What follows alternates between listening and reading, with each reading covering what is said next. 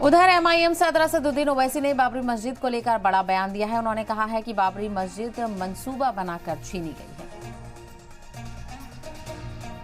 तो उस जगह पर 500 साल तक मुसलमान नमाजें पढ़े।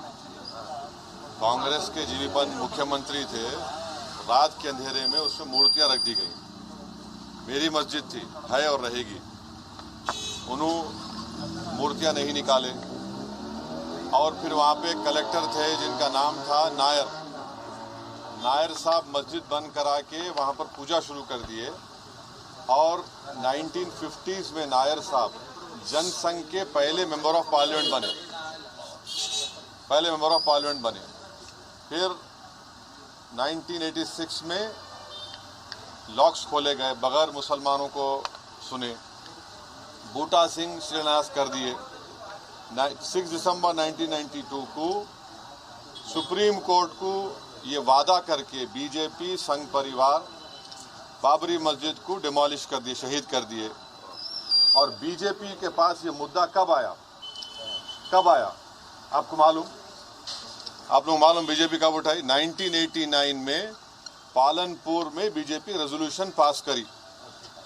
विश्व हिंदू परिषद जब फॉर्म हुई, जब तो राम मंदिर नहीं था। महात्मा गांधी बोले क्या? महात्मा गांधी इस बारे में बोले, उन्होंने तो बहुत बड़े, उन्होंने तो हे राम बोल के मारने वाला गोली मारा उनको गोडसे, उनके जबान से ही तो निकला था। वो बोले क्या? नहीं बोले।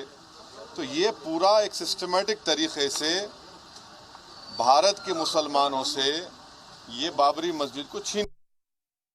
इंसिडेंट्स बोल रहा हूँ। जीबी पंत जब चीफ मिनिस्टर थे 1986, 6 दिसंबर 1992, इस पर क्या बोलना है आप लोगों का? बोलो।